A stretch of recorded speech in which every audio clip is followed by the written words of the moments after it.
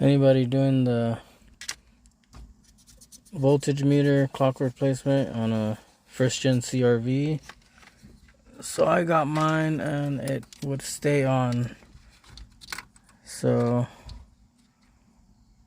if it does stay on, you need to make sure that red wire is on that second pin, which would be the yellow one, which is the ignition power.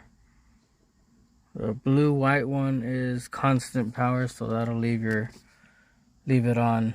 So just a quick, if you guys are doing this, you need to depin it and move it over one to the yellow one, which is the ignition power. That'll save you having to do any research like I had to.